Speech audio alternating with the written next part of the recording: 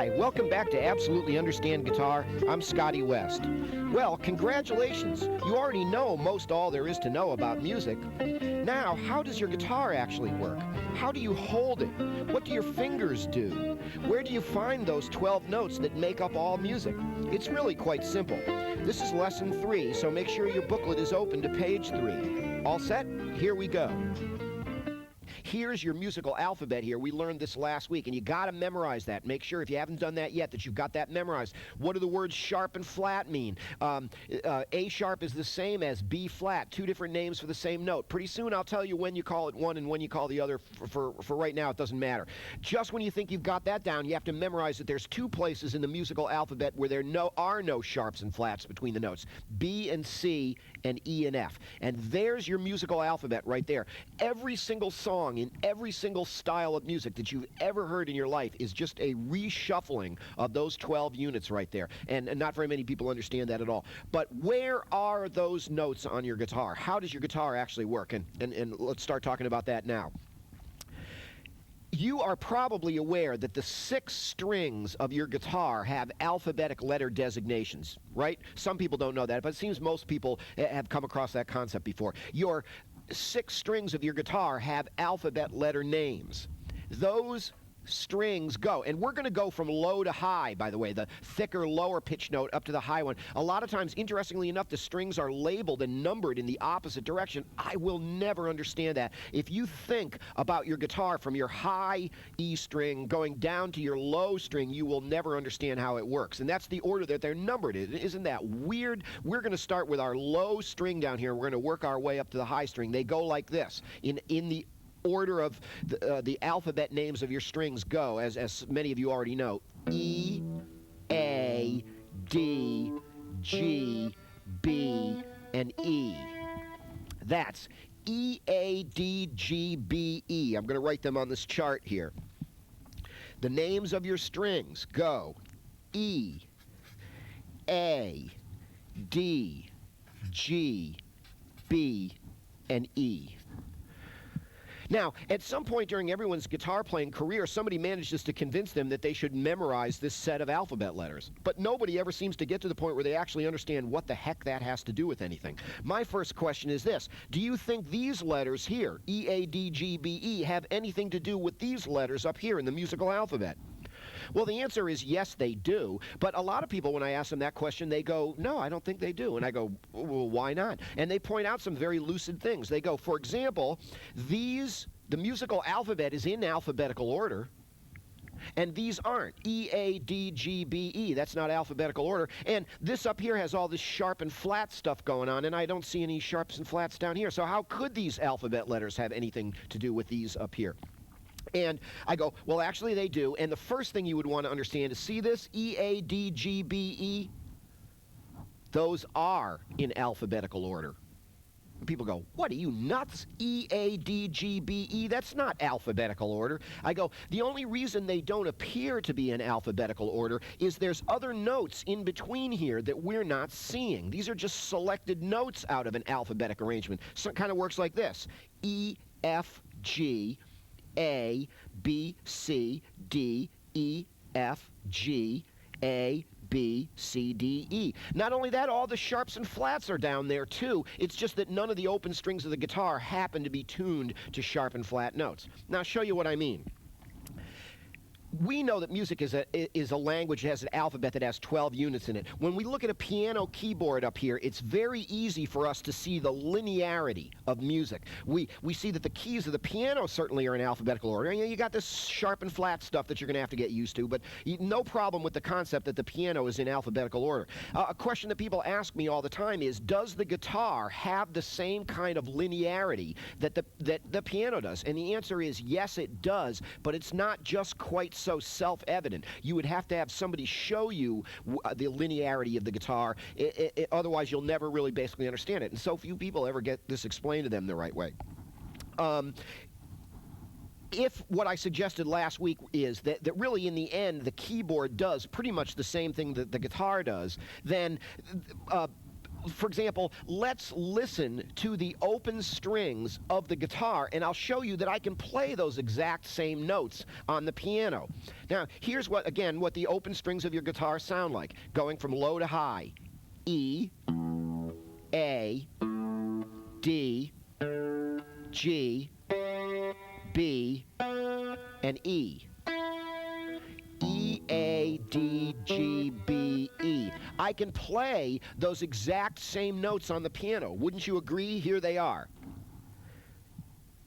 E, A, D, G, B, E.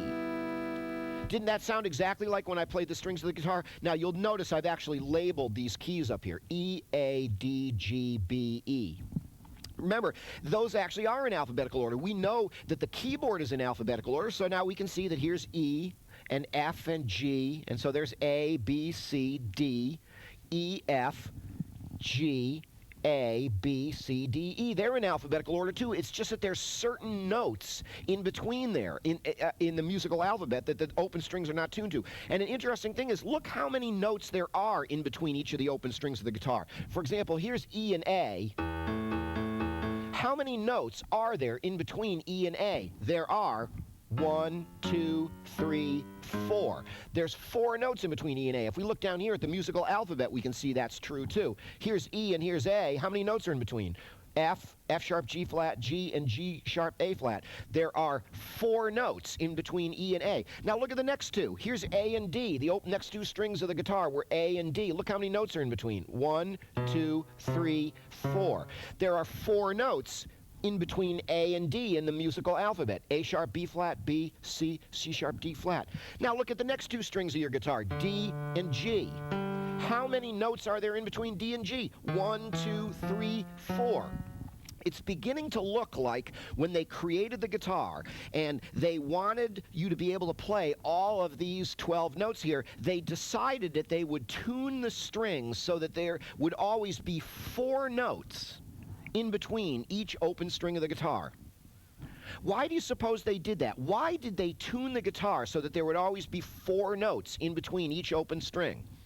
Any idea? None of my students ever get this when I ask them to. You know what the answer is? Why did they tune your guitar so that each 2 strings would have 4 notes in between? The answer is because the guitar, after all, was designed by and for human beings who have 4 fingers on their hands and an opposable thumb. The guitar is tuned the way it is because you have 4 fingers. I'll show you what I mean. Now, if you want to play the 12-note system on the guitar, which is what you want to do, that's all it's there for, there's a couple of different ways that you can do that.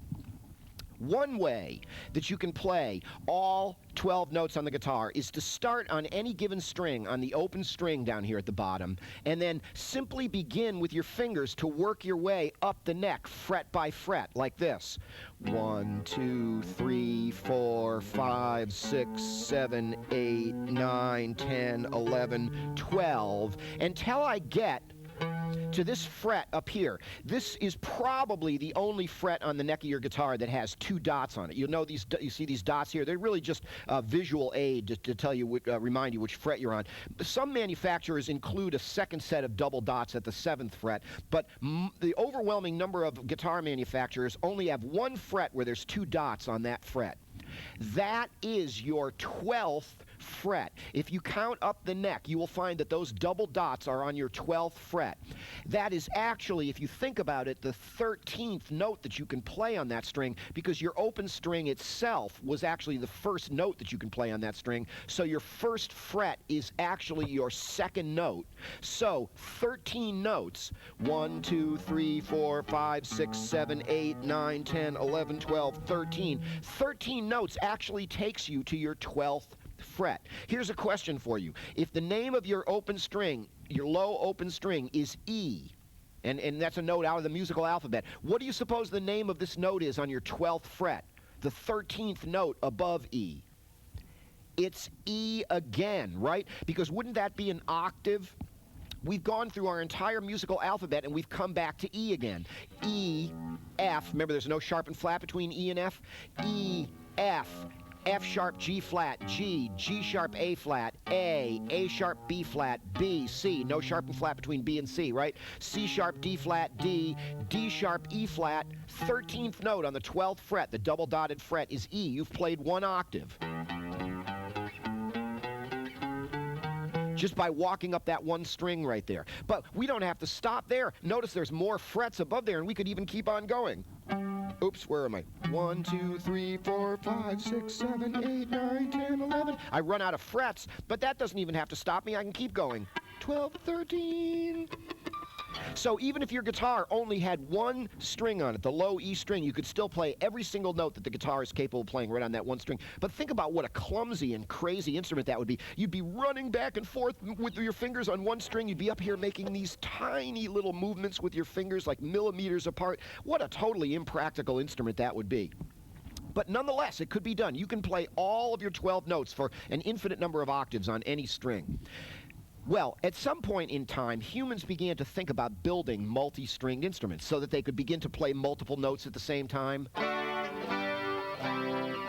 Chords and harmony and stuff like that. Well, think of it this way. As soon as you start contemplating building yourself a multi-stringed instrument, you owe it to yourself to come up with some kind of logical strategy for tuning the strings so that they have some kind of relationship to one another. I mean, I could just take these things and go boing, bong, bing, bing, bing, and just put them anywhere, but then how would I ever have any systemization? How would I ever have any standardized control over these 12 notes right there?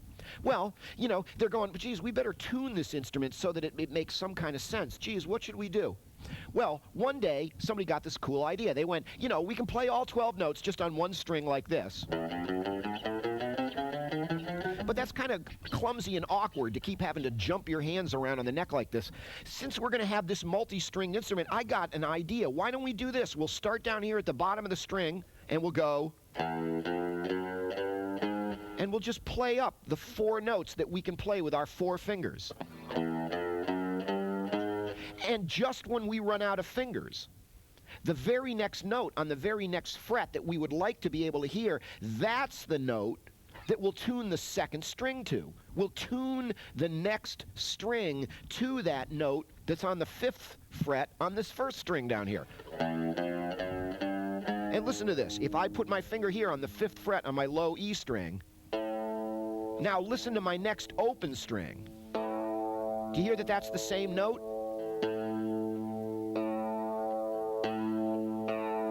So how do you like that? The whole reason they did that was because just when you run out of fingers, with your 4 fingers, all you have to do is change to the next string. Listen to this one more time as I go up the neck on one string and play an octave. Now, that's the kind of clumsy and awkward way to do it. Now come back down here to the bottom of the neck and listen, doesn't this sound exactly the same?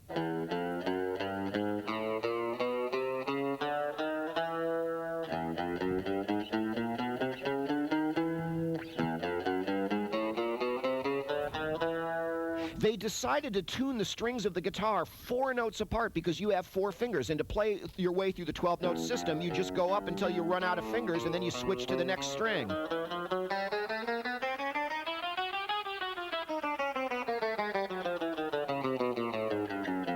And doing that on the guitar is exactly the same as doing this on the piano.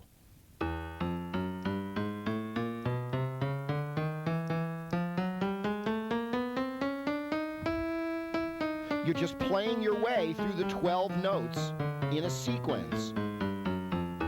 Didn't that sound exactly like this?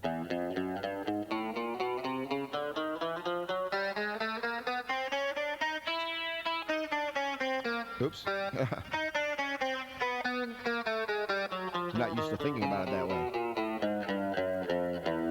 So, that's why the guitar is tuned the way it is. It's tuned so that the strings are 4 notes apart because humans have 4 fingers on them. To play your way through all of those 12 notes is a pitch pattern. It's a particular type of scale called a chromatic scale. Yeah, I don't know if you've ever heard that before. That's what a chromatic scale is when you play through all of the 12 notes.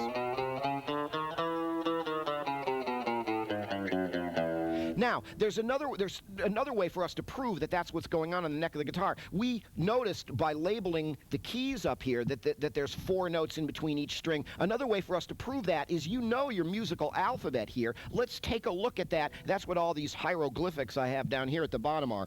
For example, you know that the low string on your guitar is tuned to E, which is this note right down here. So let me ask you this. When you put your index finger on the first fret on the low E string down here, so I'm playing my open string like this, and then I put my index finger on the first fret right there, what's the name of that note? It would be the note in the musical alphabet that is the very next note higher than E. What's that? Have you got your alphabet memorized? Is it E sharp? No, it's not. Remember, there's no sharp and flat between E and F. The note on the first fret on your low E string is F.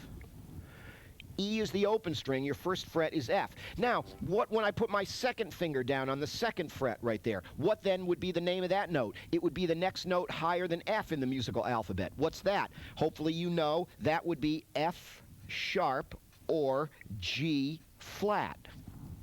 And then I put my third finger down on the next fret after that. What note would that be? That would be the next note higher, which you should know is G, right? Finally, on that string, I put my pinky down on that fret, on the next fret there. That would be the next note higher than G. What's that? It's G sharp, A flat. Now that was my pinky note, right? I just ran out of fingers on that string. E, F, F sharp, G, G sharp. What is the name of the very next note higher than G sharp? G sharp, A flat. The very next note higher than that is A, isn't it? You're beginning your cycle back over again. Well, that's why your next guitar string is tuned to open A, because once you run out of fingers on your low E string, it's just time to switch to your next string, which is A. And, of course, these notes down here are just the 4 notes that you just played with your 4 fingers. Right like that. And just when you ran out of fingers, it was time to go on to A, your open A string. Now, what if you play your first fret on your A string? What would the name of that note be? It'd be the next note higher than A. That's A sharp, B flat. And then you put your second finger down. That would be B. And then you put your third finger down. That would be the next note higher than B. What's that? What's the next note higher than B? No sharp and flat between B and C, is there? So that would be C. And finally on that string, you put your pinky down on that string, and what would the name of that note be? The next note higher than C is, of course, C sharp or D flat. Once again, here's the notes you just played with your 4 fingers. Remember, you've got a chart just like this in your support material, too. If this is coming at you a little fast, you can just check that out as you're going by. Now, my pinky note on my A string was C sharp, D flat. What's the next note after that in the musical alphabet? It's D, right? That's why your next string is tuned to D. It picks up right there with D. And there has been 4 notes in between these 2 strings, so the strings so far, right? That's because you have 4 fingers. On your D string, your first fret with your first index finger on that would be D sharp or E flat. And then your second finger on that string would play E. Now take a look at this. You started on E down here. Our low open string was an E, right? And now we've encountered another E on the second fret on our D string over here. Notice we're also about halfway across the neck at this point, and we've hit another E.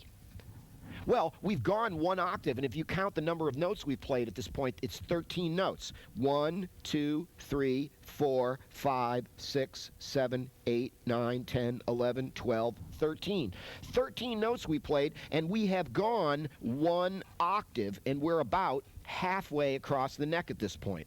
You'll also notice that your high string up here on the guitar is also tuned to an E. Your low string is an E, and your high string is an E up here. Are those the same pitch? Are those 2, your low E down here at the bottom and your high E up at the top, are those the same pitch? No, of course not. Listen to them.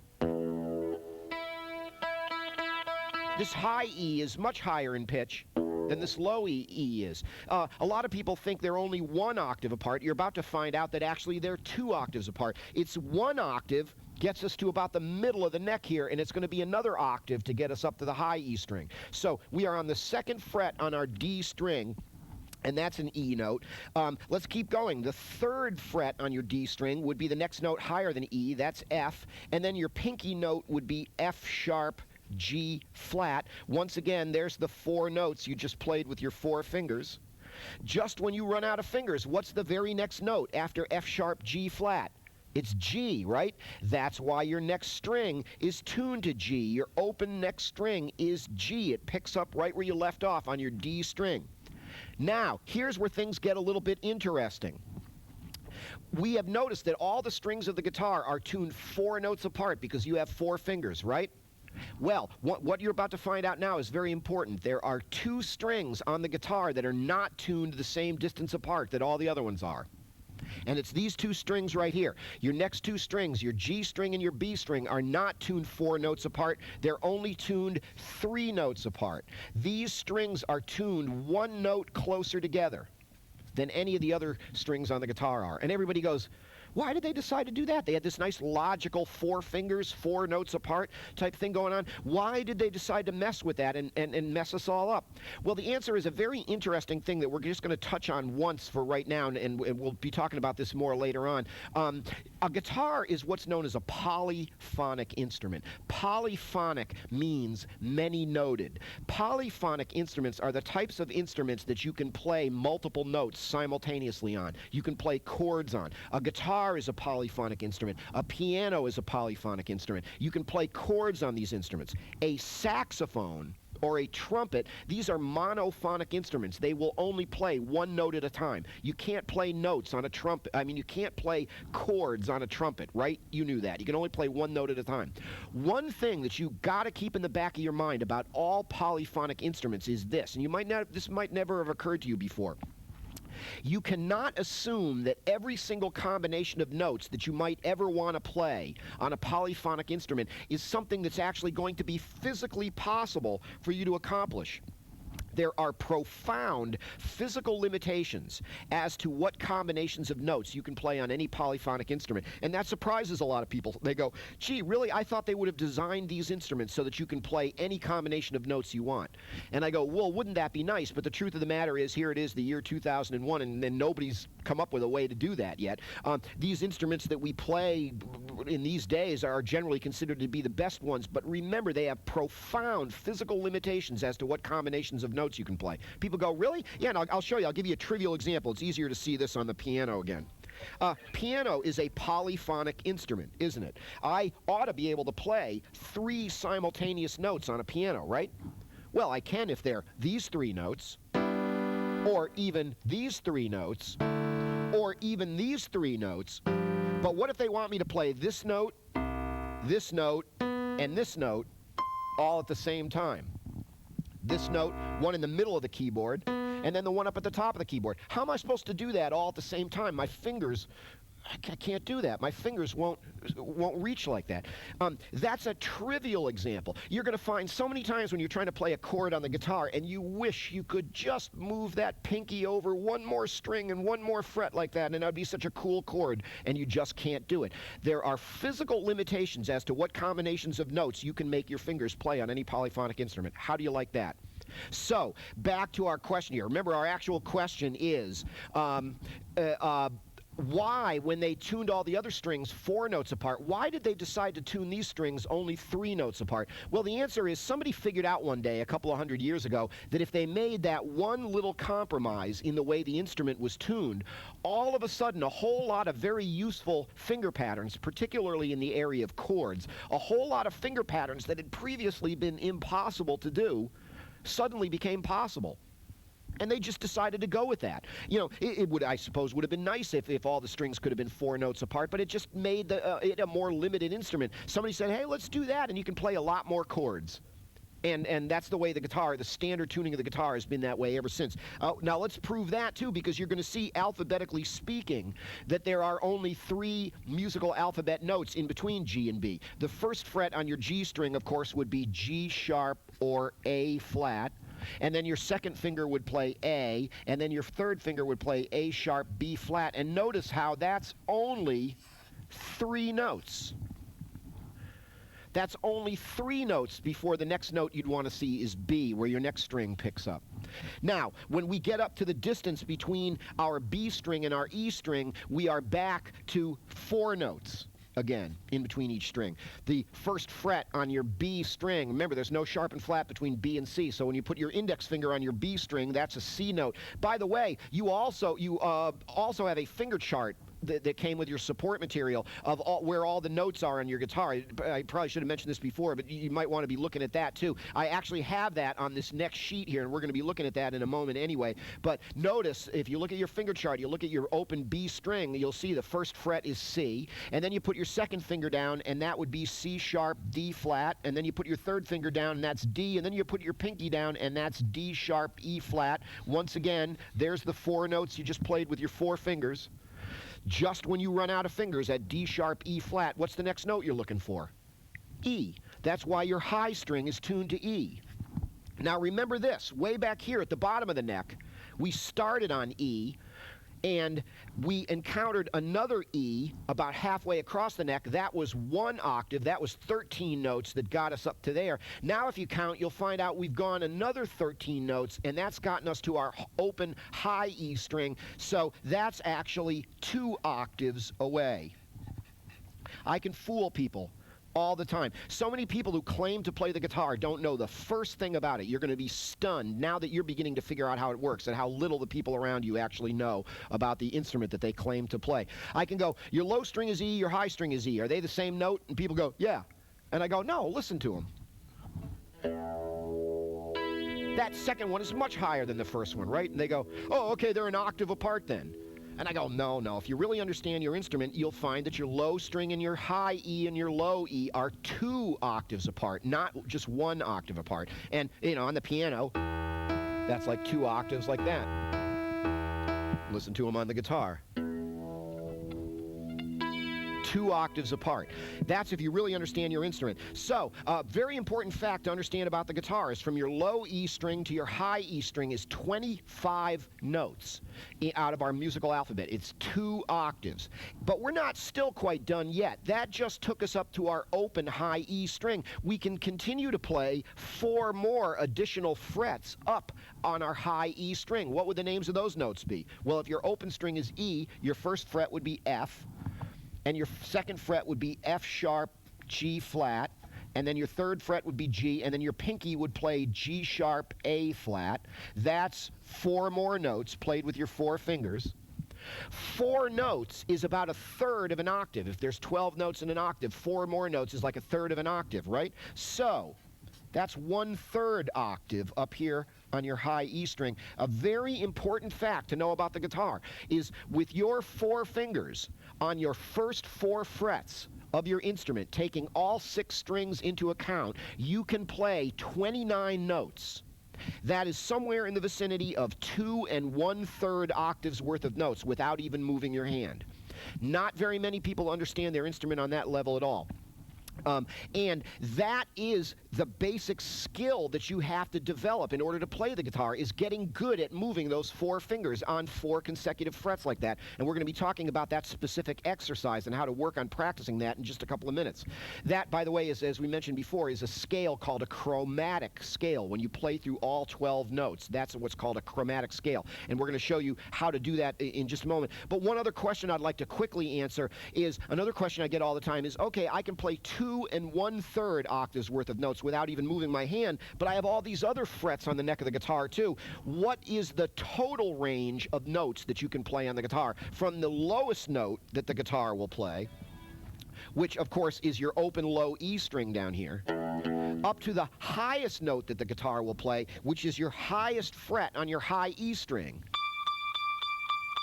That would be the total range of notes from your open low E string up to your high fret on your high E string. How far apart in pitch are those 2 notes? Well, here it is. I'll show you. It's 1 octave, 2 octaves. We already knew that. I'm up on my high E string, right? That's 2 octaves. But then I can go 1/3 octave, Here's where I have to start to go up the neck, and then finally I can go a fourth octave. Actually, I'm a couple of notes short of 4 octaves on my guitar. Different manufacturers have different numbers of frets. This is a 22 fret guitar. Some manufacturers include a couple more frets so that you can actually get up to the total of 4 octaves. Most manufacturers don't, though. But I always say, if you wanted to understand what the total range of the guitar is in terms of the pitch that you can play on it, it is the total range of the guitar is about 4 octaves.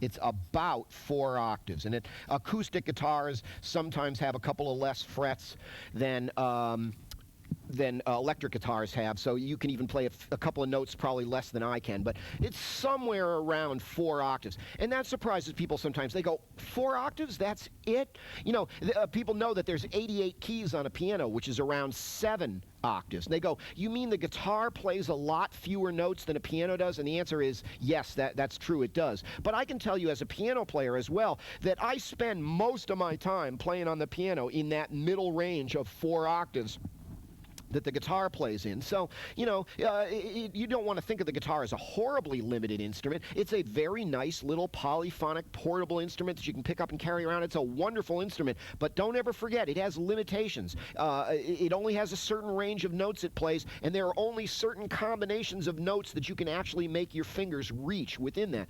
People go, well, gee, well, what do you do then? And the answer is, well, you learn what the instrument does well, and you make the most of that, and then you learn what it won't do, and you try to find some way around it, which you usually can if you understand your instrument, which so few people do. So that's basically what's going on with the guitar. It is tuned the way it is because you have 4 fingers. So if I had to suggest what might be the single most important fact about understanding the guitar as a physical instrument, physical object, it's this: 4 fingers equals 4 frets. And what it is to be in control of the entire instrument is basically nothing more than just to be in control of those 4 frets. But then you've got to ask yourself, are you in control or not? Are you in control of those 4 frets or not? Are you in control or not? Well, if you ask me, there's an easy way to tell. And this is where we're going to start to see what I might suggest is the proper way to hold the guitar is all about. In order to claim that you're controlling the guitar, the best way, you've got to control those 4 frets. And the best way that you can prove to yourself that you're in control of all 4 frets is this: be able to touch all 4 frets at once. Be able to touch all 4 at once. If you can do that, you can do anything. That's the main physical skill. Now I'm going to show you something. Most people hold the guitar completely wrong. And they come into my studio and they're sitting there holding the guitar, and you're looking at me right now going, that's the way I see everybody else holding the guitar. And I go, touch all 4 frets, and they go, okay. And they wind up in this weird position like this with their shoulders all bent over and everything like that. And they go, this can't possibly be how they want me to hold the guitar. And I go, that's right, actually. You know, find it kind of a funny way. We've kind of forgotten how to play the guitar over the last few decades. People don't understand that it's all about touching all 4 frets at the same time. Look, I'm in this weird position with my shoulders at this weird angle, my elbows tucked up here in my body. I have this extreme curvature in my wrist. People go, this can't be how I'm supposed to play the guitar. And I go, actually, it's not, interestingly enough. Notice how I have the guitar on my right leg over here at this point? Well, consider this. I'll show you maybe a little bit better way to think about holding the guitar. You can hold it this way if you want, but you're going to find that there are some problems that way.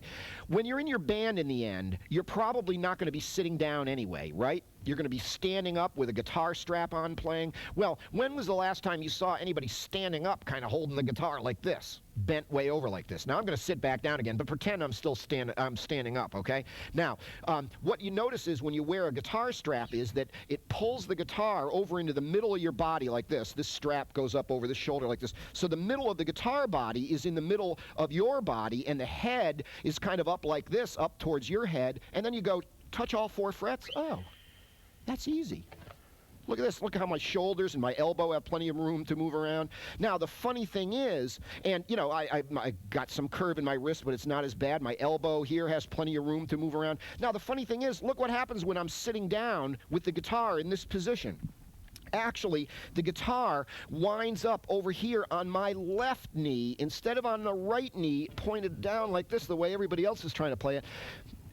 I'm going to suggest that you'll be much better off putting the guitar on your left knee, and you kind of get your knees apart so the guitar will sit comfortably right in the middle of your body. And look how much easier this looks right here. Doesn't that look good? A person sitting there playing the guitar like this looks like they've been playing the guitar for 20 years. Everybody else looks like an amateur. You're kind of going, wait a minute, I see everybody else sitting this way. And I go, remember I said most people who claim to play the guitar don't even know the first darn thing about it? It's really funny. Other people are going to go, oh, that's the way I see all the classical guitars sitting. I don't want to look like a nerdy classical guitarist. I go, hey, but those guys get more out of the instrument than anybody. They understand 4 fingers equals 4 frets. And if you can have access, instant access in a comfortable way to those 4 frets anytime, that's basically all there is to playing the instrument right there.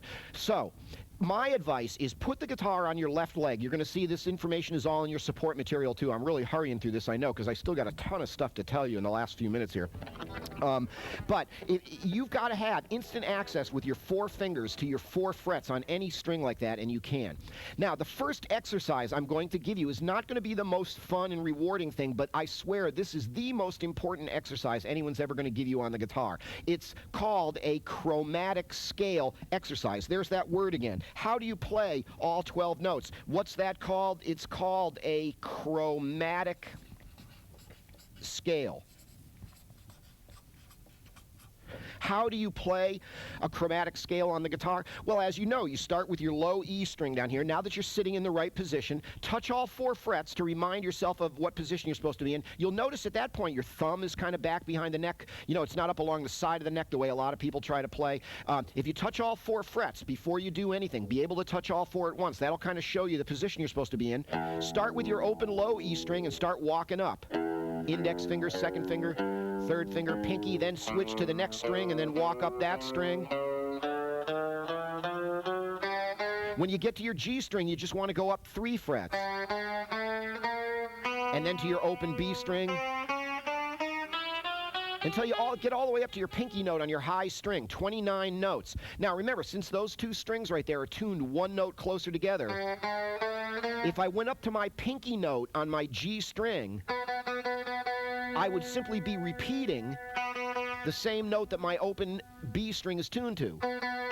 So, it's not a critical mistake if you wind up doing that, but if you're listening carefully,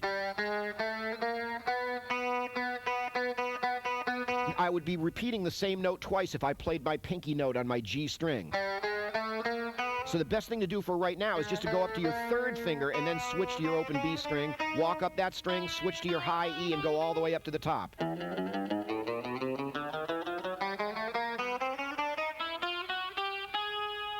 That's basically all there is to playing the guitar. But now you've also got to be able to come down, too, in reverse order. Now you start on your pinky note on your high string and walk down the frets until you get to your open string. Now the open string is the last note that you play on each string. Pinky, 3rd finger, 2nd finger, 1st finger, and then the index finger, and then the open string on that string. Then you go immediately to the 4th fret on your next lower string and walk down that string. Down, and then open string is the last note you play on that string.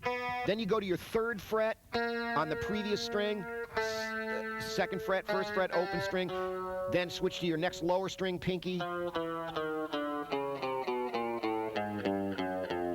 What I'm doing is I'm typing my alphabet on my typewriter. If you can do that, you can do anything. All there is to playing the guitar.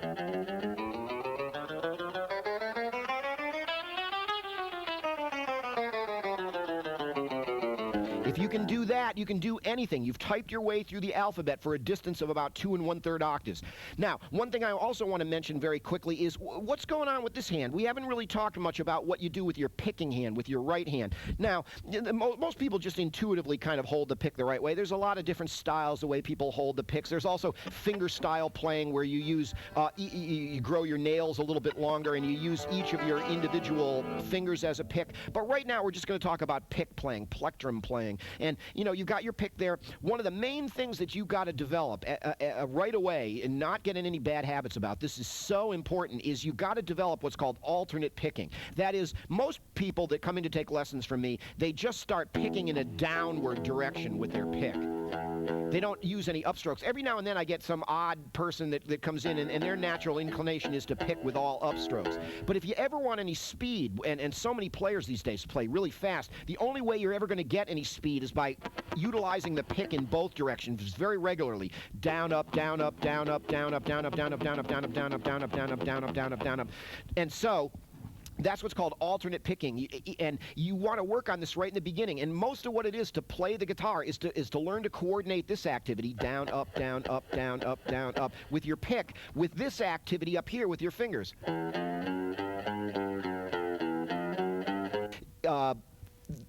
There is one more thing you've got to keep in mind, and that is, yes, 4 fingers equals 4 frets, but when you think about it, when I was playing that chromatic scale on the guitar just then, how many notes was I actually playing on each string?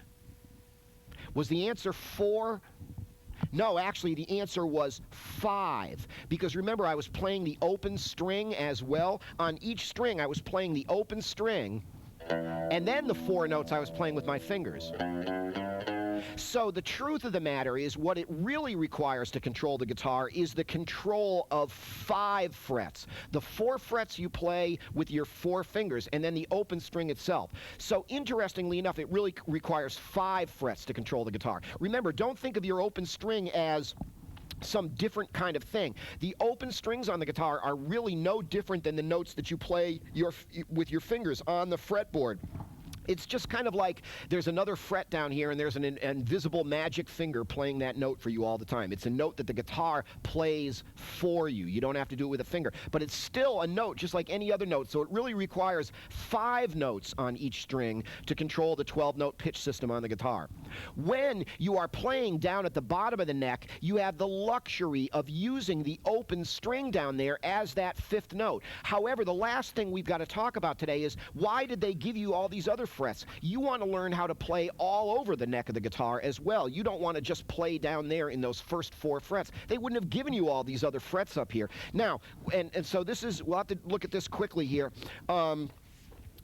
Further up the neck of the guitar, if you want to learn to play the 12-note system anywhere on the neck of the guitar, further up the neck of the guitar, a new rule kind of has to kick in. Further up the neck, you can't use the open strings anymore. If you're playing way up in here, the open strings down here don't have essentially any relevance to what you're doing up here. So, further up the neck, 4 fingers has to somehow equal 5 frets.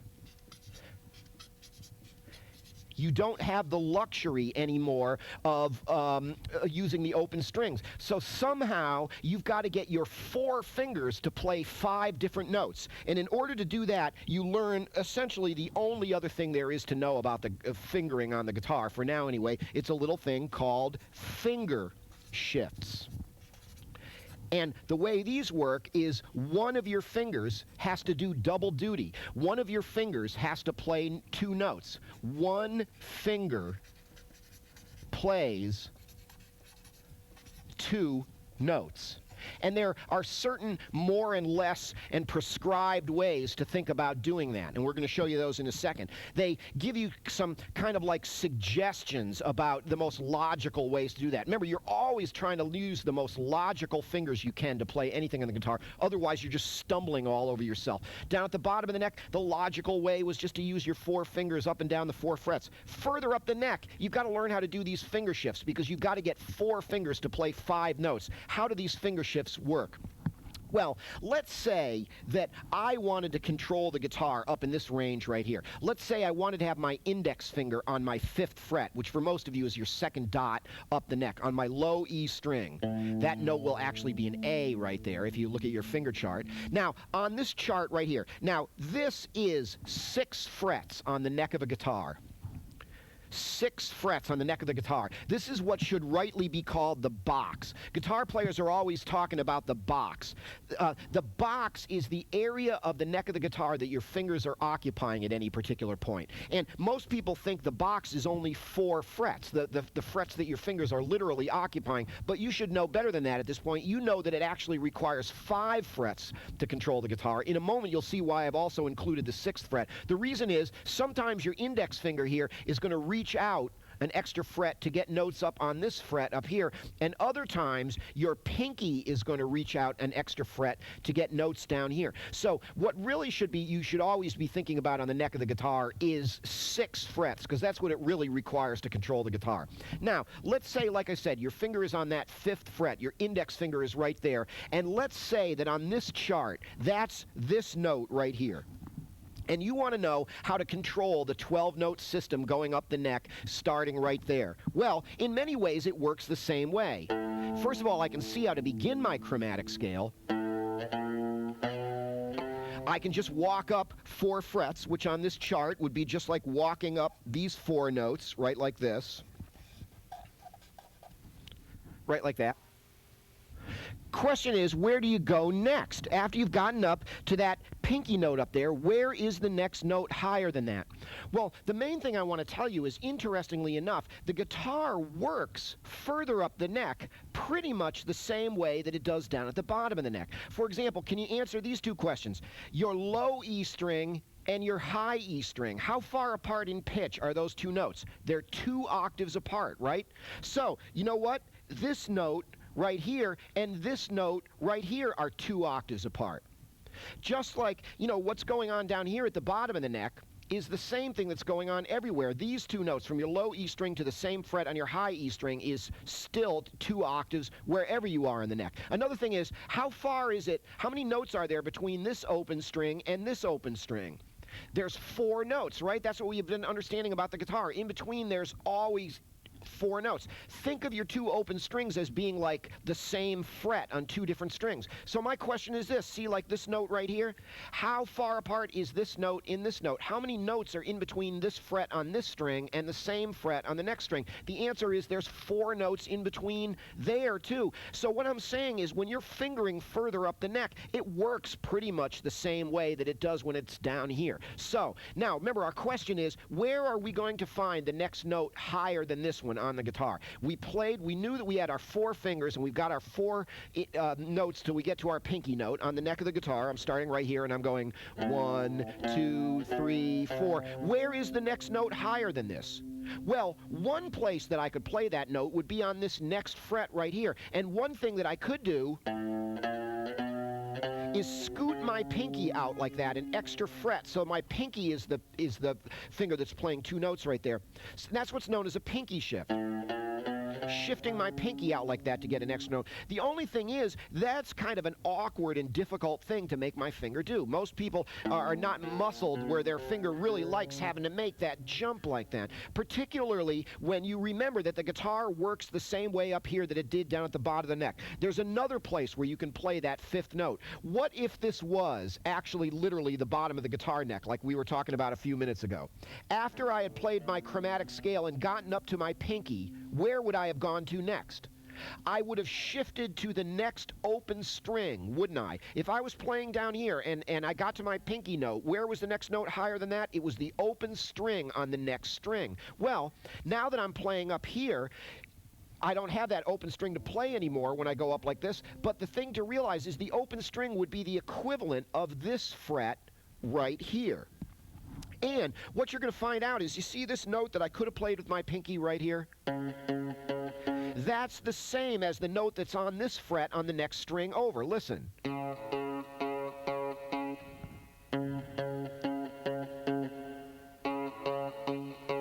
Isn't that the same pitch? There's 2 different places to play that same note. Just like when I was down at the bottom of the neck here, the note that would have been on the 5th fret on this string is the same as the next open string. When I'm playing a little further up the neck, the note that's right here is the same as the note that's right here. So when it comes to that 5th note, I have a choice as to where to play it. And most people would agree that when you're going up the scale, A better thing to do is you start here, as we've already noted on the chart, and you play up till you get to your pinky note, but don't do a pinky shift here. Better thing to do is reach out an extra fret over here on your next string with your index finger. See, I've moved my index finger over a string, but down one fret to play that note. And then here's my actual finger shift. I scoot that finger across the fret, back onto the fret it would have normally been on. My index finger is therefore controlling two notes. So if I start here, I'm going, then I reach out, and then I do my shift, and then I can continue to walk right up that string. If we look at the chart here again, then what I'm suggesting then is after you play up here to your pinky, you could play that note right there, but that's the same note there as right there. That note is the same as that note. So going up the scale, a better thing to do is do what are called index shifts. You reach out an extra fret with your index finger and play that note right there. And then your finger scoots across the fret to come back to the fret it would have normally been on. So your index finger is playing those two notes, and then you can continue to walk right up that string until you come to here with your pinky note on that string. Where do you go to next? Same thing again. You could play the next higher note right there with your pinky, but that would be awkward and cumbersome to do. Better thing is to reach out an extra fret on your next string, play a note there, scoot your finger across, index shift like that, start to walk up that string till you get to your pinky. And you see, these would be just like what you were doing with your open strings down there when you were down at the bottom of the neck. You know, you played up to your pinky and then you went to the next open string. Think of this fret as being the equivalent of the open string. You walk up to your pinky note here, and then you reach out and you have to do another index shift here. Then you walk up the string until you get to your pinky. And now this is where things get a little interesting. Remember, these are the two strings that we learned are tuned one note closer together. These two, that's going to affect your chromatic scale fingering. When we were down at the bottom of the neck, we just played up 3 frets, and then we changed to the next open string. But a better way to do it further up the neck is play up until you get to your pinky.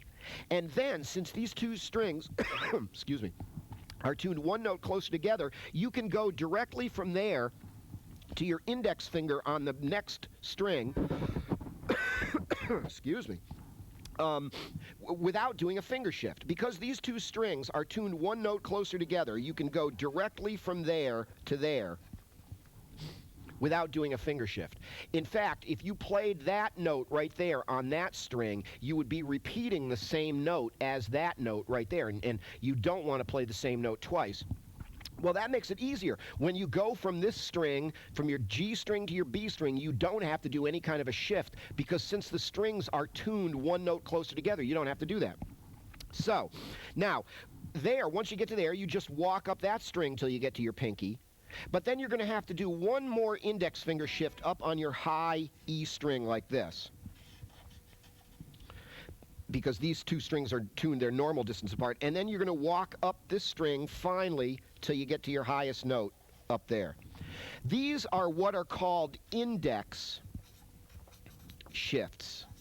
And you generally do these when you're going up the scale, so that you don't wind up shifting away from your hand. Remember, if I shifted with my pinky going up, I'd have to be forcing this finger like apart like this, and that's kind of a clumsy thing to do. Every now and then, it presents itself as the logical thing to do. Remember, you have an option at 2 different ways to play that note, but most people would agree that going up the scale, having to shift with your pinky like that is kind of an awkward thing. It's easier to reach out and then shift back into the box. So, now watch this. Here's my chromatic scale further up the neck. I play up my 4 frets. I reach out an extra fret. I play that note there. I scoot it back onto the fret it would have been on. I walk up that string. Reach out an extra fret there, walk up that string, do another index finger shift there. But here, you don't have to do a shift because these two strings are tuned one note closer together. But you do, however, have one more index finger to shift to do up on the top string. So here it is again.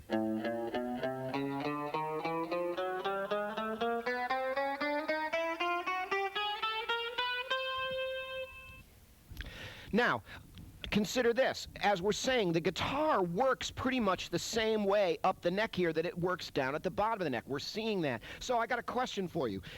your hand is in this position on the neck of the guitar, right? Where's the lowest note that you can control? Well, I would say it would be this note right here on your low E string under your index finger. You know, these notes that are lower than there and down to the open string, they're not going to be anything you can really control. So if this is the lowest note you can control with your fingers, where's the highest note you can control? Let me suggest that it's that last pinky note up there on your high E string. So here's the lowest note you can play.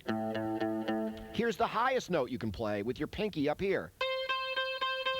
How far apart in pitch are those two notes?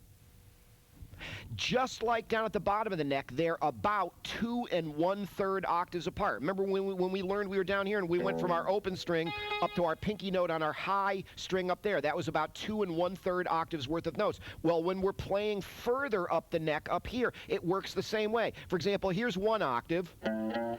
1, 2, 3, 4, 5, 6, 7, 8, 9, 10, 11, 12, 13. Now I'm about halfway across the neck. Then I can do another octave. 1, 2, 3, 4, 5, 6, 7, 8, 9, 10, 11, 12, 13. These two notes are 2 octaves apart, aren't they? My low E string up to my high E string on the same fret. They're 2 octaves apart, aren't they? But then I can continue to go 4 more notes up that high E string. So from my highest note to my lowest note down there is about 2 1/3 octaves worth of notes, just like it was down at the bottom of the neck. 1 octave,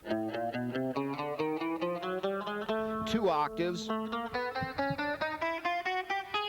and then about 1/3 octaves. Now, that's going up the scale. That's how you go up the scale, using index shifts, so as you don't shift away from your hand. And now, how do we come back down the scale? Now, we're going to start up here on our pinky note, on our high E string. We've got to figure out how to get 2 1/3 octaves back down to our low E string again. So, let's look at this chart over here. Now we're going to work our way down the scale, and we're going to start with our pinky note up here. That's our highest note, isn't it? And we're going to work our way back down until eventually we get down to our lower note. Well, certainly we can see how to begin our chromatic scale, our descending chromatic scale. You just, with your 4 fingers, you just walk down these same 4 frets like that until you get to your index finger. On the guitar, that would be like this. Question is, where is the next note lower in pitch than this? Where is the next note lower than this? Well, one place it would be that right there on the shaded fret, right? And I could play that note by shifting my index finger out of the box like this. See, like that. Now my index finger is playing 2 notes. It's playing that note. And then it's going down to play that note too. But that's an awkward kind of movement too. Anytime you have to shift what I call away from your hand. Here's the rest of your hand here. And when you make that shifting movement and it's away from where the rest of your fingers are, it's kind of an awkward thing to do. So when you're coming down the scale, remember this note right here, just like when we saw when we were going up the scale, this note on this string, and remember my 4 fingers are occupying the frets just above that. This note right here is the same as this note right here on the previous string. Listen.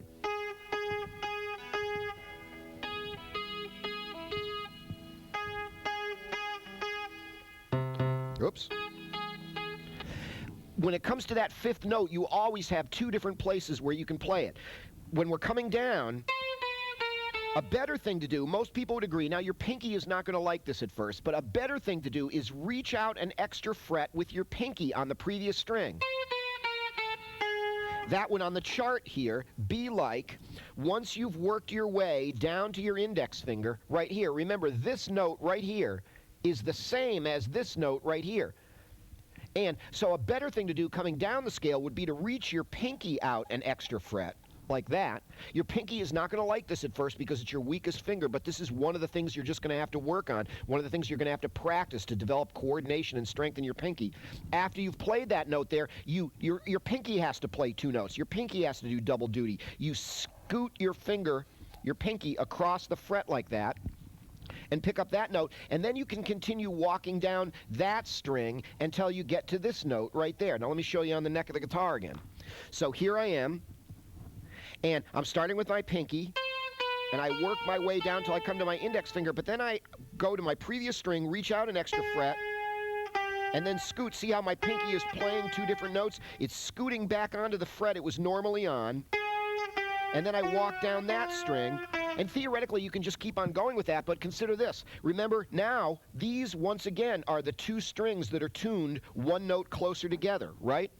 Well, what that means is it's just the reverse of this. Whenever you're going between these two strings in either direction, you don't have to do a shift. So now I can go right from my pinky right to this note right here. No shift required. In fact, once again, if I reached out and tried to do a pinky shift on this fret, I would find that this note is exactly the same as this note, and I would be repeating the same note twice, and I don't want to do that. So that's going to be a little tricky. You're going to have to listen carefully to make sure you're not skipping any notes or repeating any notes twice. It's always whatever direction you're going in between your G string and your B string, there is one fewer note. So you don't do an index shift on that string when you're going up the scale, and you don't do a pinky shift on that string when you're going down the scale. Walk down the rest of that string, however, to that fret right there, and then you are going to have to do another pinky shift on this string, like that. Walk your way down till you get to that fret right there. Where do you go next? Another pinky shift right here. Remember, your pinky is playing two notes. Walk down that string till you come to your index finger, and then you're going to have one more pinky shift to do right here. And then finally, walk down that last string, and again, 2 1/3 octaves later, you're back down at the bottom of the neck again. Now here I come back down. Reach out, do a pinky shift. Now here I don't have to do a pinky shift because these are the two strings that are tuned one note close together. In fact, if I played this note and this note, they'd be the same note. I'm repeating the same note twice. I don't want to do that, so I'm not going to do a pinky shift on this string.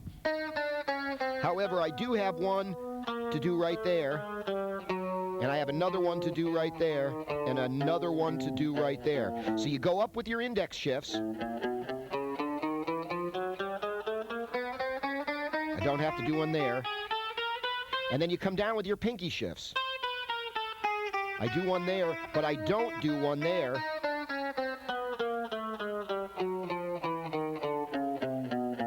And you're going to want to practice these all in different areas of the neck.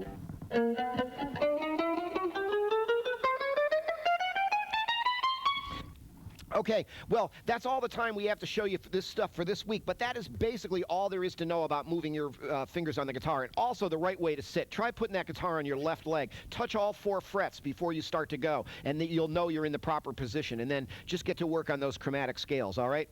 Well, this is Scotty West signing off for now, and we'll see you next week on Absolutely Understand Guitar. We'll talk about some more fascinating stuff, okay? See you then. Bye-bye.